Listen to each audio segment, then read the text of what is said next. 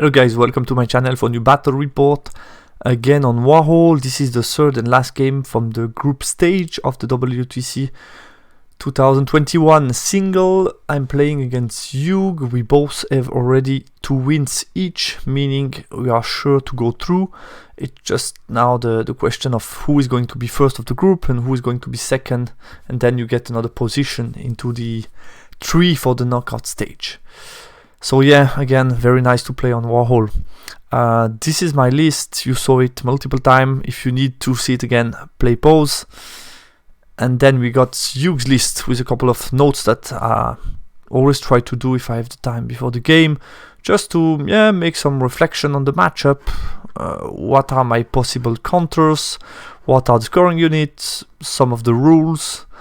Even by doing that, I missed some in this game. I missed the fact that the courtesan had always distracting plus this special range attack. I didn't understand it properly. It was the first time I think that I faced the courtesan, so that's why as well.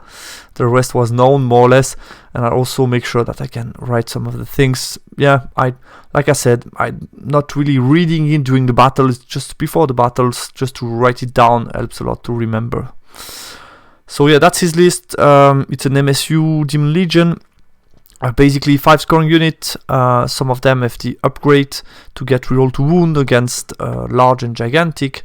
He has double blazing glory to get some additional model that can act as character, because you have here 3 big monster that are character and can get challenged out by champions. So you really like to have some models that can take the challenges if needed.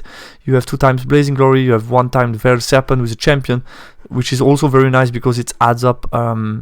First of all, a very high charge range with fly, which is always nice sometimes to push some fleeing units. It adds here 2 additional spell, because the downside of having 3 big monster, 3 great demon in the character section is you can just take them naked, more or less, meaning they are all 3 apprentice, no upgrade, nothing. So that's a bit the downside. But surely, aggressive list with 4 big pieces.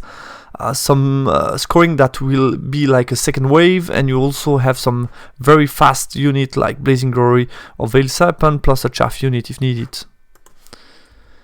We were playing marching column on the map A4, and the secondary objective was all the ground. Decided to pick a mix between some buffs and some range damage, so I got Mark for Doom, Grave Call, Pentagram of Pain, End of Glory, Hereditary for my general, and then Deceptive Glamour and Raven Swing. And here you have the spell selection for my opponent.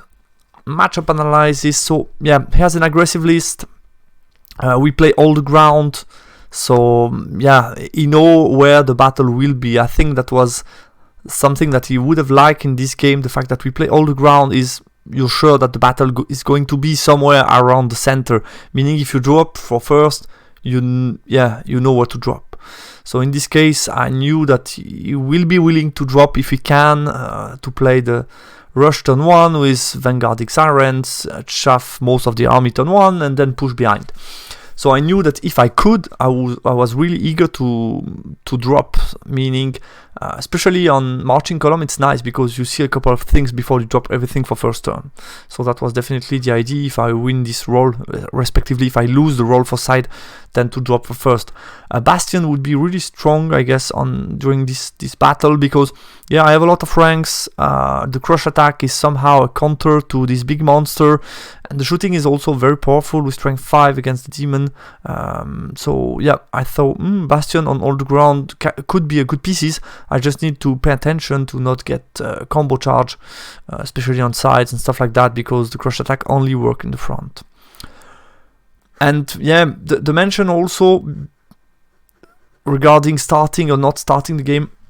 The thing is, if I don't start the game, it will be pushing and the battle will be closer to my line, because I will need to react, and yeah, I have more range damage than him, so I will need to react, move slightly back, and the battle will be close to my deployment zone and not close to the center. If I start, I can push up the board, claim some board space, and the fights are likely to be around the center, which is much better for me because I can try to score for all the ground.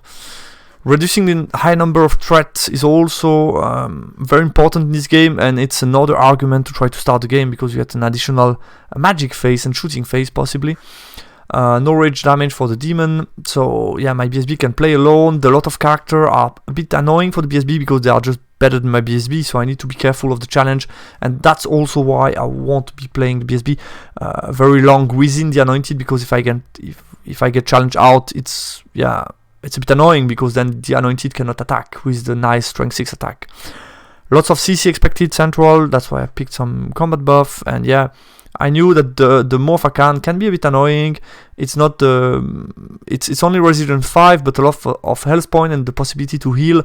If he pins down the Bastion, that's one of the big monsters that can take some fight against the Bastion, because even with the crush attack, even if I do some wounds, he has enough wounds to see it coming and wait for the times to be better. He can heal and pin me down and ensure that the Bastion doesn't do too much damage with the shooting and occupy not too long the center. So that could be an idea for him in my mind. Deployment, so I was very happy because he won for sides and he took obviously the side with the hill bottom. So all the centers here, we got 2 house, meaning there is a very clear center here where you want to fight and fit as much as you can of your unit. I started on the left by putting 3 Anointed and then Chariot and then Vassals, and my opponent put Sirens, Engine of Damnation, and then Blazing Glory, and then on my deployment you have Great Bull of Shamut with the Prophet, first Vassal unit, second Vassal unit, Bastion unit in the center, my Anointed with the BSB and the Kadim Titan to close a little bit the flank, meaning if he wants to push, I can use this Impassable to an advantage, to not get flanked, not get run around, and basically take some strong position to support the Anointed, that they can go slowly towards the center. At least that was the idea, to get all my scoring. You see, all my scoring units are around the center somehow. And then the rest, Kadim Titan, I thought I can delay some of the battles with him, with the shooting, moving slightly back, and still being annoying in combat, especially for the infantry unit. On the left side, I thought between the Anointed, the Chariot, and the Bull, I can, if needed, have some strengths on the flank, or if he doesn't put enough on the left, I could even overwhelm him and play with the Impassable with the Bull. We know that flying model like to play around Impassable if they can. And in a reaction to that, my opponent decided, basically, I think on the left he made sure that the Bull cannot Gravecall any of these units, so he made sure that I can't get this 26 to Gravecall him easily, I think so. And then he made sure that the Bastion cannot shoot anything on turn 1, and on the right side he made sure that the Kadim Titan cannot shoot anything. So basically that's what's called a minimization of the turn 1. That's something that I also try to do if I can. If it doesn't cost you too much, basically when your opponent drops for first turn, you try to minimize what he might do with range damage on turn 1. And in this case it only cost him a couple of inch, but still that's a couple of inch more that I can go forward sometimes. So yeah, let's start the battle. My turn 1. So yeah, didn't push too aggressively. Obviously I want to profit a little bit from the range damage before going into combat. Just move slightly forward with my vassals. These guys march forward to be ready to chaff if needed. Bastion obviously march forward to get in range as soon as possible, and obviously get close to the center. And then we got the Anointed using the wall and already moved out with the BSB, just making sure that then I can start to chaff and get an additional threat in the middle, get the reroll where I need to, and then Kadim Titan, as I've told you, just using Impassable, not get flanked, see a little bit what are his option. Just wanted to make sure that either Blazing Glory, Sibaresh, or the Engine of Damnation cannot go out of my arc to force him to commit the piece of chaff if he wants to. And I just check on first turn, he cannot chaff me with the Siren, he cannot chaff the Anointed. So that's also an interesting point in this case for the position of the Anointed, that I'm able to zone. If you would have been able to chaff me, it's different, because then he can really push. And left part of the board, basically, I was slightly surprised to see Myrmidon facing me on the left part, because I assume I should be better than him. I mean, we strike at the same time, but I'm on a 3+2+, And if I can get any -1 weapons, -2 weapon skill, which I can get with Hereditary or the Deceptive Glamour, then I'm on 2+2+, and even one of these spells can make me strike first. I thought, that's not a too bad fight for the Anointed. I think it's slightly in my favor, and I have a higher charge range, so should be fine. Obviously, he has some counters, but we'll see. At the moment, I wanted to bring these two guys towards the center. They can very easily switch back to this side of the board, but I just wanted to make sure I get the maximum pressure in case he wants to go forward. He will be exposed to multiple charges, so that's the idea. And also get some nice range with the Great Bull of Shamut, try to threaten the big pieces with some Mark for Doom and stuff. Magic Phase. Try Mark for Doom against Blazing Glory here on the left, but I failed the cast, and then I try to put a Pentagram of Pain on the same, just trying to get these 1-2 wounds that makes the fight much easier for the Anointed after, just to make sure that they don't eat on 5-up, which is sometimes very annoying. But it dispels Pentagram, then I was just able to get an Hereditary with 2 dice. I didn't have a lot to do this turn, so I put an Hereditary just to get Flammable token. I don't know, in case you want to play around the Impassable, the Bull can always go nearby, use the Breast Weapon, get reroll to wound, and then get a couple of wounds. And then I was also able to get with 1 dice a Deceptive Glamour onto the Blazing Glory. Doesn't matter that much, just to get the extra movement onto the Anointed that are forming a very nice zone threat here on the right side. And I decided not to shoot with the Kalim Titan. Basically I had 6-up to hit on them. I thought, is it worth it? I might kill one, panic doesn't matter. If I get a misfire, that's huge, so not worth it. I decided not to shoot this turn. And yeah, I had here, I guess, I tried to put here 4 shots onto the Maw. That's the only that I could get. Needed a 6-up to hit. I would have liked, because this put straight 2 tokens onto the Maw, but unfortunately for me I didn't hit with these 4 shots, which is, makes sense. He's turn 1, so he moves the Sirens to the side, out of arc of my unit, march forward with the Engine, giving me a middle distance charge, just to most likely to tempt me to charge. This combat is not so interesting for me. I only have 3 attacks plus the Molten Copper hits. That doesn't work that good against Demon, so I'm not too eager to go into a fight. And then these 2 guys stayed within the forest, which surprised me slightly, in the sense, I think especially Sibaresh could have maybe gone out, try to get a bit slightly more forward, tempt me maybe with a long charge, but I guess he didn't want to take the risk that the Anointed with 8 Swift Ride could take a long charge onto them and just possibly not win the battle, but it would be a huge blow if I can just charge with the Anointed and get some overrun and be in the back line. So I think he didn't want to take the risk because of the extra movement also, that I can charge very, very far. I guess that was it. So for the shooting I still have 1 target exposed, but not the rest. Sometimes it's what we like to do. If you get multiple single model, you try to go with all of them out at once, but I think in this case it was mostly the fact that the Anointed could charge that forced him to stay back. I think so. The rest start to move. Sugulag going towards the center, and then the Maw. Just make sure that he blocks me a little bit at the moment. Didn't want to take, he went out of line of sight of the Bull. I think he didn't want to go into an early fight against my Bull. And here, surprised me a little bit as well. He went forward, just tried to trap me and get counter charge off with the Blazing Glory afterwards. I guess he could have moved possibly further up with Blazing Glory to shorten a little bit the distance for the charge afterwards.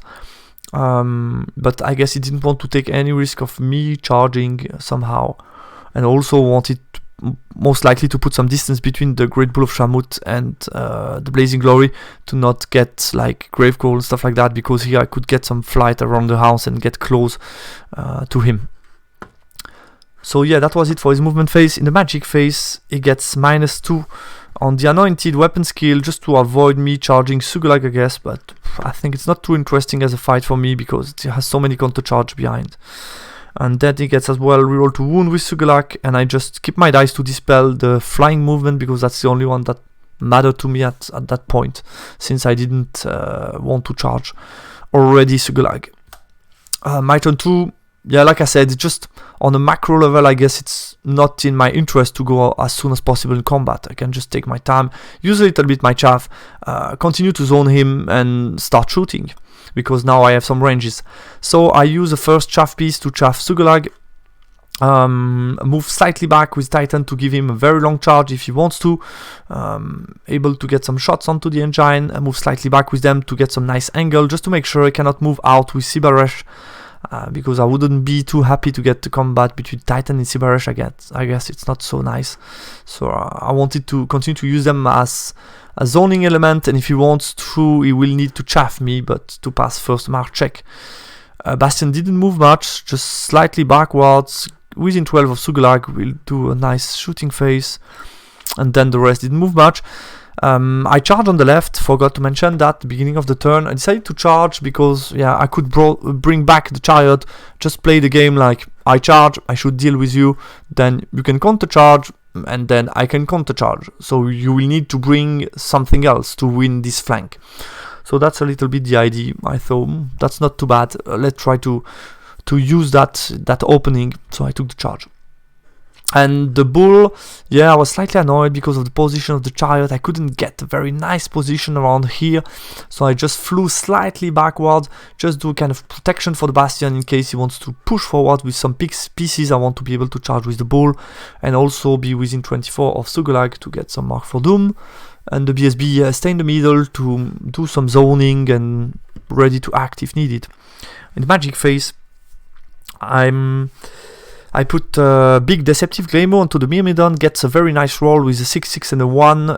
Yuk decided to let that off, meaning I would be hitting first 2+2+, so that's 1 combat more or less. I try to put Mark for Doom onto the General, he dispelled that. I try an hereditary spell, don't remember on who, but I fail, and then I got a Pentagram of Pain onto the Myrmidon, just to make sure that I can deal with them with one go. I can reform, face the Blazing Glory, that's the idea. Shooting, a very very nice shooting phase. The Titan rolled crazy, I got 2 hits, 2 wound, and roll max wound, so I do 6 wound onto the engine, which is, yeah, a lot better than expected. And then the Bastion does 20 shots on 5+6+. I do 1 wound onto Sugalag, which is also very nice. And then the big surprise comes from the Vassals with only 9 shots. I think I didn't move, so 9 shots on 5-up, 6-up. I get 3 wounds off the Maw, which was, yeah, it's crazy. I mean, it was really crazy. So there.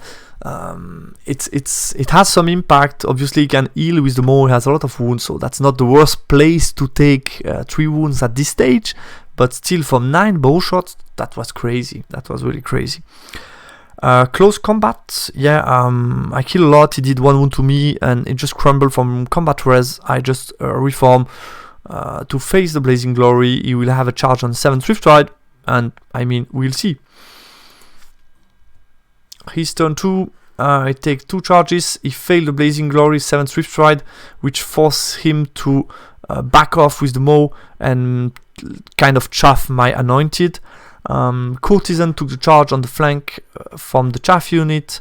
Sugalag move around back on the hill, and then, yeah, he moves forward with some of the scoring just to try to, yeah, get close to the center as he can, especially for the next turn. So he brings all the scoring nearby, and he failed the march check here, so he uses the engine as piece of chaff.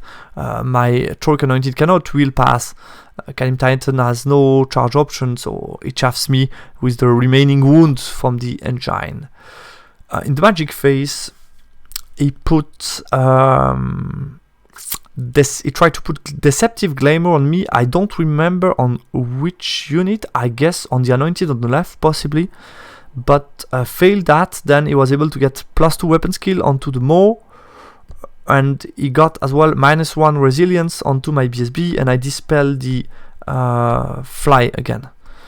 Close combat, yeah, I was very surprised. I didn't understood how this area attack in the flank worked, because the fact what you like with Vassal when you chaff is that you have 20 bodies, meaning there are not a lot of units that can kill all of them, meaning you are you have a possibility to maybe rally and then do some reform and maybe chaff again or be annoying. But in this case, he just one-shot me. He wiped me. So he hit like with everything, which was 5 area attack. It was crazy. He killed like 18 with the attack, and then the 2 remaining with the stomp.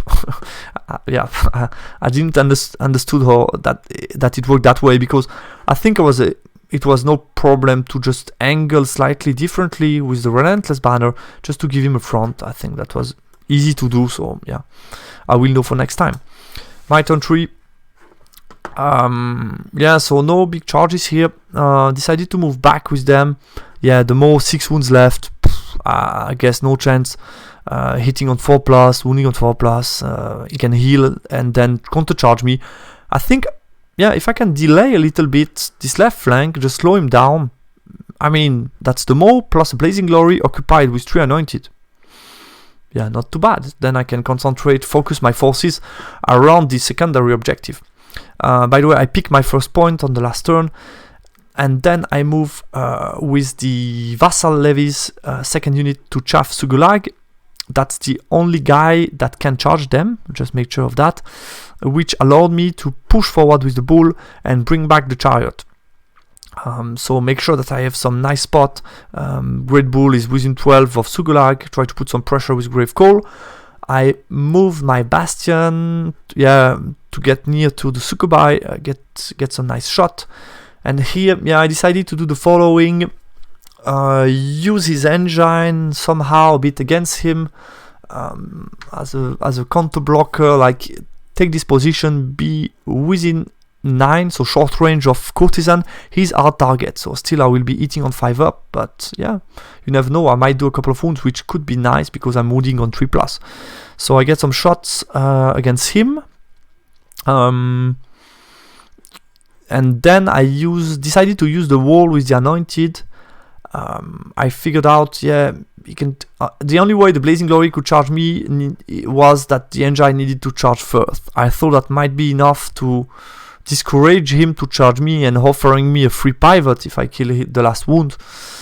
But in this case, I think what I should have done is just move slightly backwards with the Anointed. To be honest with you, I forgot that he had distracting on him, which is also huge because I thought I'm hitting on 4+, wounding on 3+. Yeah, I can do a lot to him. I think in this case I should have moved slightly backwards, and I put some counter charge options, so with the BSB. So yeah, that was the idea more or less. So yeah, not too happy about this position in hindsight, but yeah, I forgot about the courtesan to be honest with you. So I thought the distracting might be enough, and also this factor here to make the charge at the moment hard, to force him to charge me, might be enough for him not to charge at the moment. But we'll see. In the magic phase, I put a Mark for Doom onto the general, roll 3 wounds, it's reduced to 2 wounds, but still very, very nice. Then I get a Grave Call off against him. I roll 9 hits, I guess 5 wounds on 5 up, which is also very nice. He save on a 4 5 up, and I'm able to get another 2 wounds, which is huge because now he has only 1 wound left. So yeah, I was amazed by that, really lucky on this roll again. A pentagram of, I tried to roll a pentagram, he dispelled that, hereditary dispelled as well. And then our friend the bows, I reformed them to get 24 shot, 6 up onto Sugulak. I thought, if they do the last wound, I mean, that would be huge, but unfortunately not this time. I got already enough wounds from range damage, so not this time. And the Bastion killed 5 Sukubai, which is really nice, and the tank did 1 wound to Sibaresh, which is also not bad. So definitely, again, a very good range damage output this turn, which was really nice. So we'll see now his turn 3. So I took the time here to take a couple of 3D picture just to help a little bit the immersion. It gets a feeling close to what we get at the table. And here you can see the situation at the beginning of his turn 3. You can already see the charge of the Maw, and I passed the panic check, turret check onto them. And the rest was the following. He took the charge with the Blazing Glory, was able to get this time, I guess it was 8. How much was that? Let me check. 8 Swift Ride, I guess. And then on the right, he charged with the engine.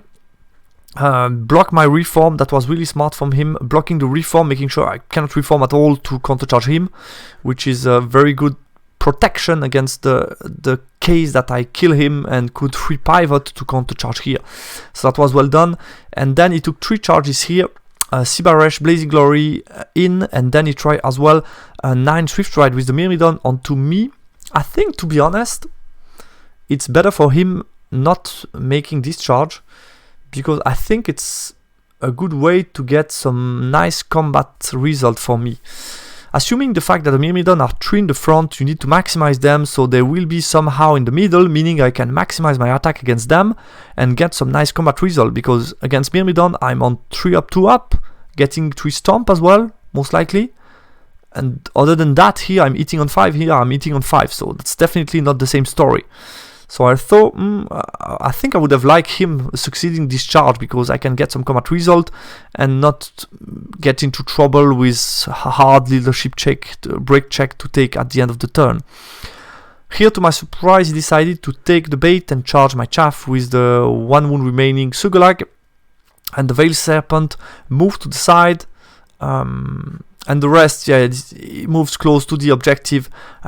This turn he will get the first point, because I have only 1 unit. He has 2 that are close to me. So yeah, that was it.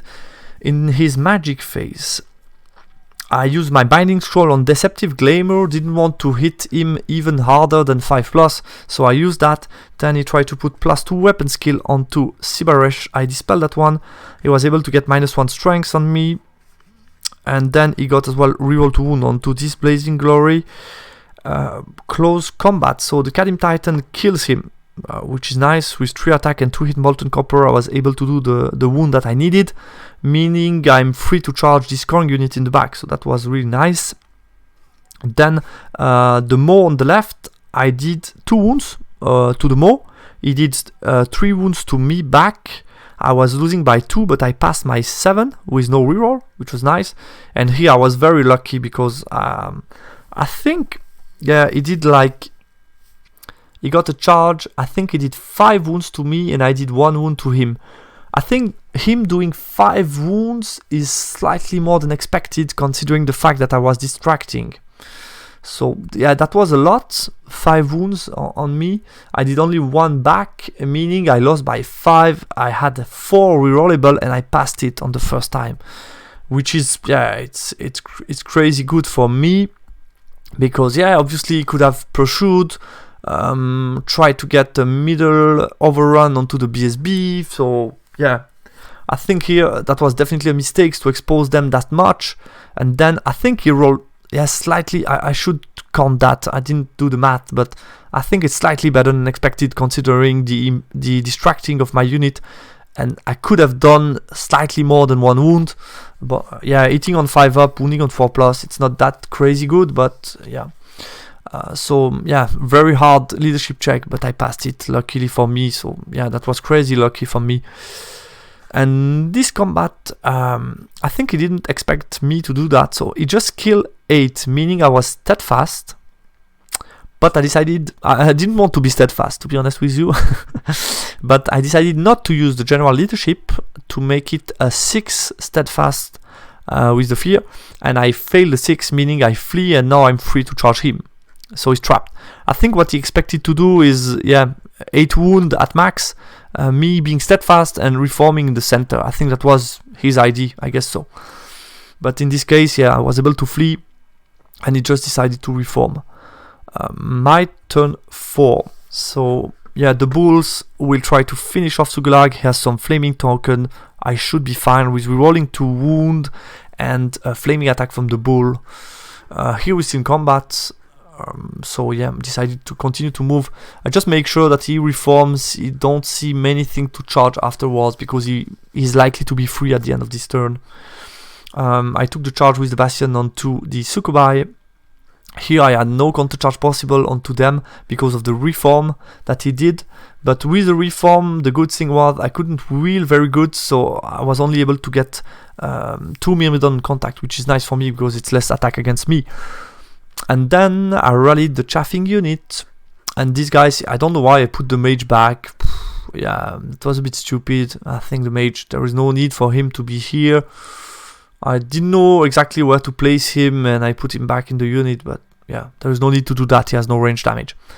Magic Face. Magic Face, Magic Face. Pentagram onto the Myrmidon. These ones try to help the Kadim Titan. I did nothing. He did 2 ward saves, so nothing this time. I tried to put Deceptive Glamour, but I fail, and Dispel Hereditary, so that was a blank Magic Face. Yeah, I wanted to put the Hereditary onto the Courtesan to help me a little bit. Close combat. So here, yeah, this time, let me check. I think I did 1 wound onto the Blazing Glory, 1 wound onto the big guy, but he did like 4 wounds to me, and I failed the -2, so I fled. He just restrained because like 7 Swift Ride got me off the board, so I went off the board, and he just reformed. But yeah, Anointed did enough for me. Kadim Titan did, I guess, 4 wounds. He did 1 to me, 4 or 5. He did 1 to me, so included the stomp. Yeah, he did 1 to me, and he crumbled a little bit to 2 guys remaining. I reform because yeah, Siren could charge me, Sukubai could charge me. I reform facing Sukubai and giving the back to Sirens. Yeah, and here we still yeah, obviously the Bastion makes short work of the Sukubai in close combat, and this close combat here, this time he did 4 wounds to me. I did 1 again onto the Courtesan. I got a 6 rerollable, and I pass it again, which is yeah, it's crazy. But to be honest with you, this turn I expected not to stay in combat. I expected to flee, so I made sure that I moved the BSB behind, that I can reform with the Bastion properly, to not give him any charge onto the BSB, meaning what can he do? He can counter charge the Kadim Titan, he can go into the Bastion, he can try some long charges onto the Vassal, I can always flee. Or maybe he can charge the bull, but I don't think it was possible because of the reform. So I think yeah, he could pursue with Blazing Glory, reform Courtesan, try to go against the bull. Yeah. So this turn would have been less problematic for me if I fled. And the bull against Sugulag, so I decided not to use the breast weapon. I thought 1 wound left, 5 attack, wounding on 5 up, rollable, hitting on 4s, 2 attack, strength 6, and the impacted strike 6, but obviously I get AP 0, I guess. I think he had 2 tokens left, maybe 3, so either AP1 or AP0 my attack, and he has a 4 up and then a 5 up. But I wasn't able to get any 6 to wound with the Great Bull, meaning he hasn't any save to roll. I really did nothing. He did nothing to me in return, meaning I won by 1. He steadfast passed the 9 check, so no problem. I reform because the Sukubai could charge me in the front. In the flank could be slightly problematic, so I just reform in a way to stay. I was already out of line of sight of both, but Sukubai can still charge me, which can be annoying. He's turn 4. So here is in combat. Here he counter charge me in the back with the Sirens, try to pin me down. He attempted the charge with the Sukubai onto the Great Bull of Shamut, but failed 8 Swift Stride, which is unlucky. And then here he took 2 charges. The first one against the Vassal. I needed more than 7 to be out of charge range of the Veil Serpent. I got less than 7, so this time not getting lucky. He charged with Veil Serpent. I fled off the board, which is yeah, not nice considering the fact that I put the Conjurer within the unit, which was stupid. And here obviously yeah, why did I decide to stay? It was a 8 or 9 Swift Ride even. But I just checked that if he failed charge, he loses 2 turns, because the turn after he will need to move around, then turn 6 he can do something. And I thought, yeah, the fact that the Maw can't do shit next turn is nice. He passes the redirect check, charges onto my chariot with the Veil Serpent, which shouldn't be too much an issue, and Blazing Glory moves back towards the center of the board. He moves the Myrmidon forward out of line of sight of the Bastion just to yeah, bring some support, and that's it. In the magic phase, he was able to get +2 weapon skill onto the general, which doesn't matter that much, but then I dispelled the -1 weapon skill, which could have been problematic, and then with 5 dice he tried to put -1 strength onto the Great Bull, but thanks to my magical resistance I was able to dispel that with also 5 dice. Close combat, Kadim Titan did 1 wound here, 1 wound in the back.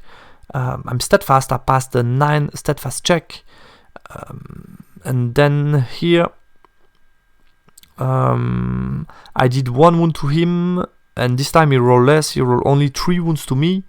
So yeah, he did first round 5, second round 4, and this round 3, so that wasn't too good, meaning I had a 7 rerollable and I passed it again, so yeah, very lucky. So here I ult, which is a big problem because now I have the Bastion that can countercharge him, and the Chariot did 2 wounds to him. He had the charge,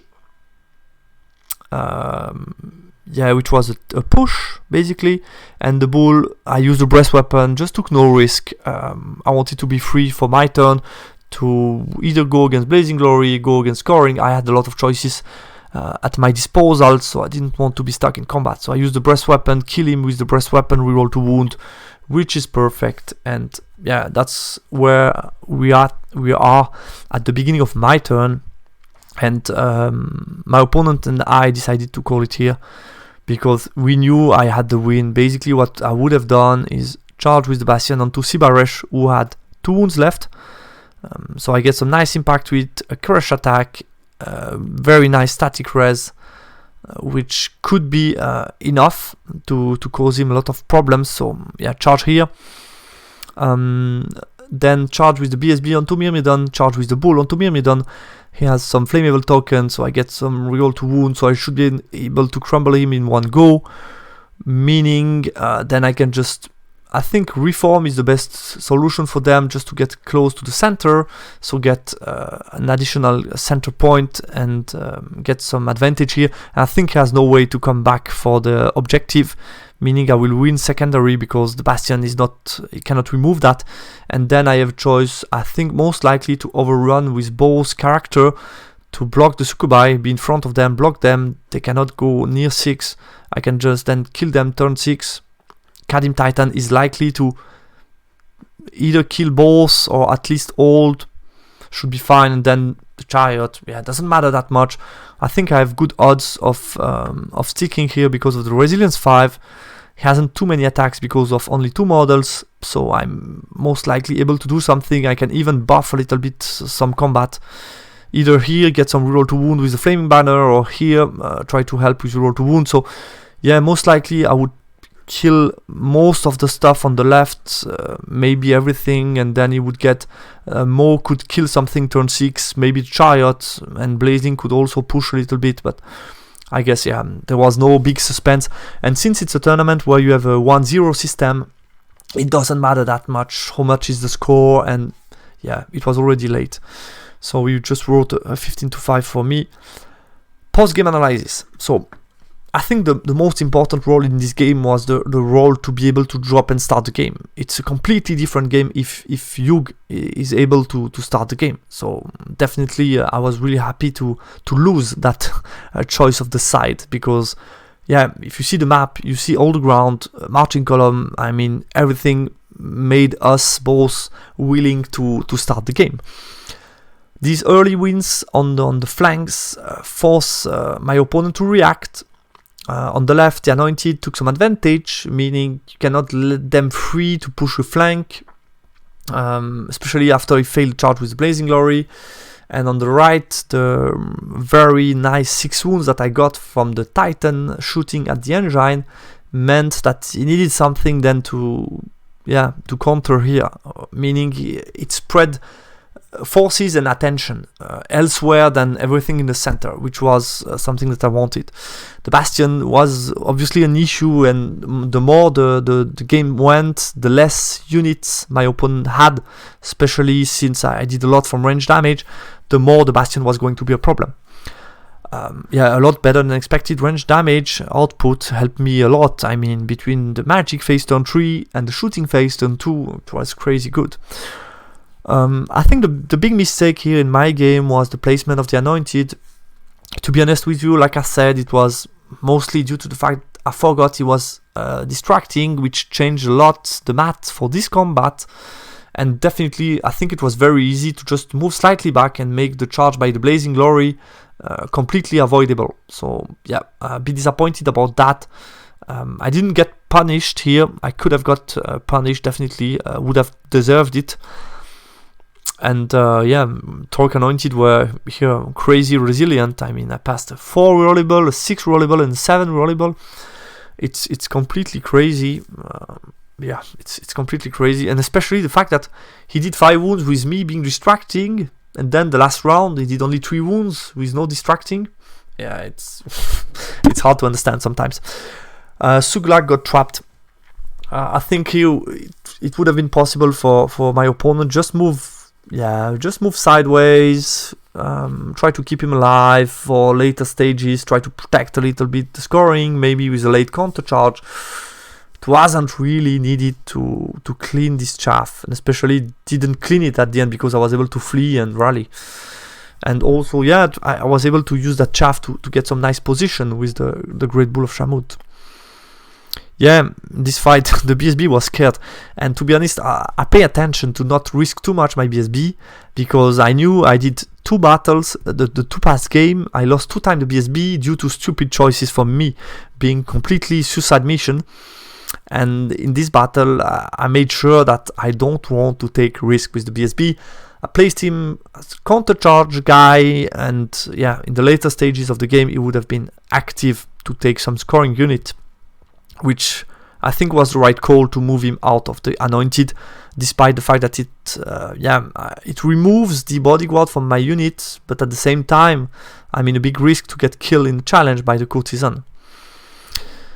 And yeah, I think maybe my opponent, in my view, again, it's always this post-game, pre-game analysis, it's always only my view, so you can disagree with me, but in my view, I think if my opponent has some regrets, it's regarding the flank, maybe. First of all, deployment. I think the engine, to show me so early, if you know that I'm going to drop for first turn, and if you put so early the engine on the far right, I think it would have been much better on the left side. So I would have delayed by putting some small stuff, maybe a Myrmidon instead of the engine, just to delay a little bit with the big pieces where you want to go, and then you could have had something else on the left side, because I thought 3 Anointed against the Myrmidon is in my favor, and Blazing Glory was a bit too far away to support immediately. I think that could have been corrected on his part. And yeah, also the play, like I said, move forward with the Myrmidon on the left to give me this charge. Is it needed? Don't think so. I mean, he could wait with Myrmidon and Blazing as a support in the early stages and wait slightly more, just to make sure then the Maw can be active in the right zone, which is, for me, like I said at the beginning, I think the Maw would have been annoying towards the center. We play all the ground, and that's maybe one of the few units that can go and pin down the Bastion to wait for support. And I think it was maybe slightly too far away from the action. That's a huge chunk of point, that fight on the left, rather than being active near the center, where I had most of my forces. So yeah. Guys, thanks a lot for watching. So I end up first of the group, which is always nice. We'll see. Now it's knockout, so yeah, you can still get first of the group and get knocked out by anybody. I mean, anybody that reached the knockout stage has done some good performance in the group stage. So this will be surely very interesting. And again, I will try to write again on my Discord channel when I'm going to play this game, because I know that some of you like to watch sometimes live, or at least part of it. And I hope it will be on Warhol, because I'm getting used to it. It's enjoyable, but we'll see. Depends, as always, on the opponent. But if it's for me, I think I would enjoy try to continue to try Warhol, because yeah, it's the alpha phase, and I mean, if you want to improve the tool, you need to use it and then suggest some improvement. If you don't use it, you cannot see the problems. So I think that's also the idea of Warhol team giving us all participants from the WTC access to their software for free. So I think we should really aim for that during this tournament. Thanks a lot, guys, for watching, and talk to you soon on my channel. Bye bye.